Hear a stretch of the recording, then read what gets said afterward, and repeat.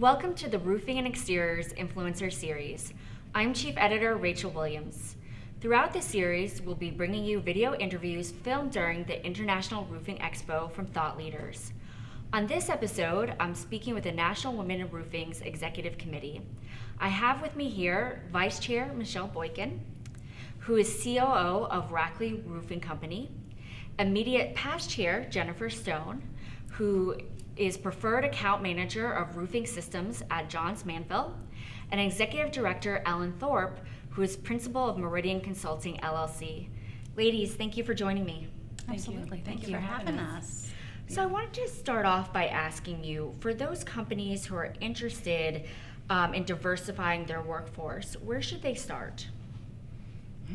Well, I think diversity is an interesting conversation in the industry right now.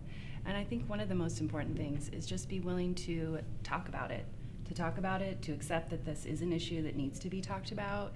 And, that really is the beginning. And we at National Women in Roofing are looking at right now putting out some education on diversity, equity, and inclusion. And we've learned, and Ellen, you can speak even more to this, we've learned really it starts with the individual.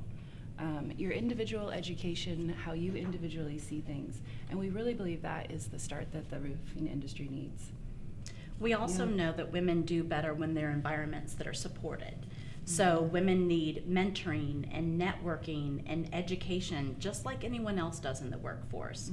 So the companies that are most successful in recruiting women onto their teams are those who are willing to go the extra mile. We have owners of companies who are men who reach out and say, I've got 7 women at my company. I want to make sure that they feel supported. We're going to offer membership as a company benefit. And that makes a huge difference to those women who are working there. We were talking earlier too, Michelle and I, before this in preparation about, there's a lot like we want diversity, but you do have to look inside yourself, right?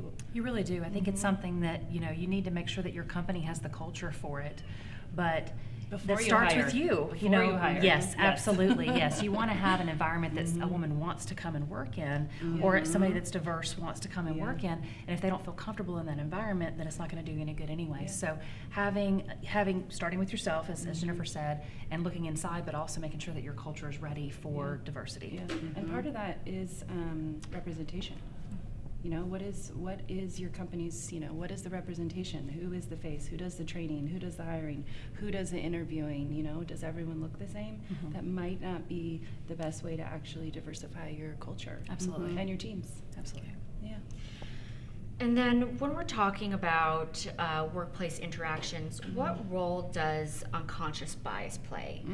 And what are some common examples of that we should be aware of? Oh gosh, the first thing that we thought about was, it tends to be in the roofing world that women are only in a certain role, so in an admin role or something like that. So really opening up your eyes to say, so many different sorts of diverse people can be in so many different positions in a roofing industry. We've got people on the roof, we've got people in insurance, we've got people in manufacturing and distributing, all these things. So not sort of pigeonholing a person into a certain type of role. Yeah, I think that is absolutely the whole picture, right? We have our own bias. I have a bias of what I see when I go to a company to interview and it's all men, right? I have a bias, okay, well obviously they don't this, they don't that. I don't know that. That's my own bias that we have to learn from. And then the same is true.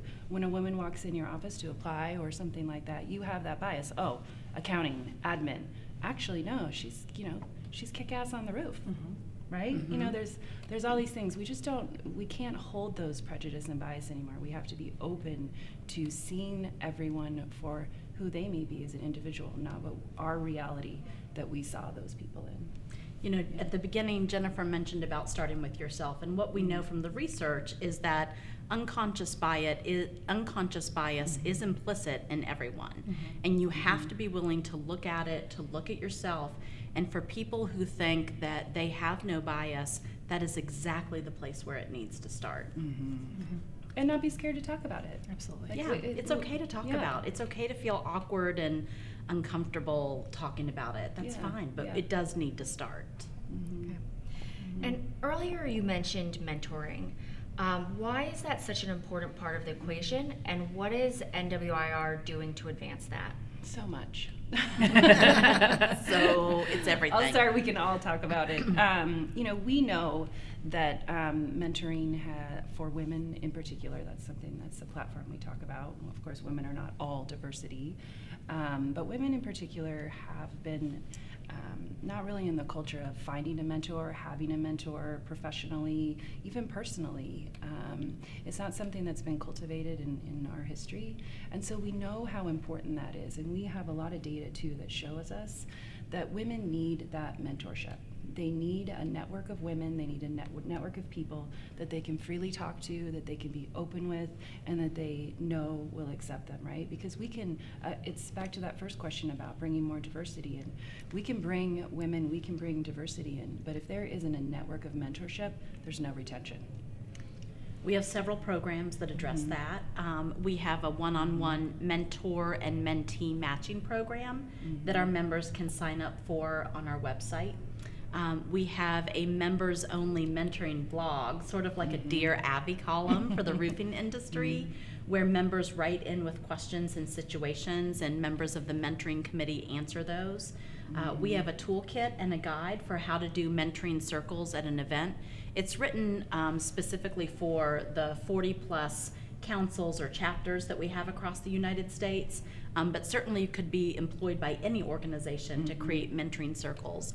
But probably our most favorite events are when we do one-to-one mentoring conversations at our annual conference or at regional meetings that we attend. It's where we have 4 or 5 different topics, and women who are willing to be mentors sit at that topic, and other women come around and ask questions, and that's usually one of our most popular events. Women love having the chance to just connect with each other and to have the opportunity to come to a conference or one of our meetings and talk with another woman in roofing, especially if it's a woman who's an owner or in the C-suite or a superintendent or a foreman. That's something that you may not get the chance to do in your everyday job, and so it's really a unique thing that we are able to bring to the industry. It also shows a lot of opportunity. There's a lot of opportunity, I think a lot of times women, we tend to think that we need to know everything before we make a jump into a role or into a position. And so knowing that you've got somebody that you can call or you can reach out to and say, hey, you've been through this before, can you talk to me about your situation? Mentoring does not have to be this, and it can be, it's a great opportunity when it is this formal thing, but a lot of times it's just knowing people in the industry and being able to reach out and say, hey, what did you do in this situation? Or, what skills do I need for this? And just knowing that you've got that open communication with someone else is really helpful. So there's a lot of ways to get involved in mentoring, and there's a lot of different ways mentoring, what that can look like, from an official program, a one-on-one match, the other mentoring tool, the toolkit that we have, the council events, but also getting involved is a great way to mentor someone and find a mentorship relationship. And that really is one of the keys for women in the industry, is letting them be involved, seeing the value, and then taking the initiative to be involved with other like-minded women who want to represent the industry and be fantastic. Absolutely. All right, well, that is some great advice. Thank you so much for joining me today. Thank Thanks, you. Rachel. Thank Great you to for see having you. us.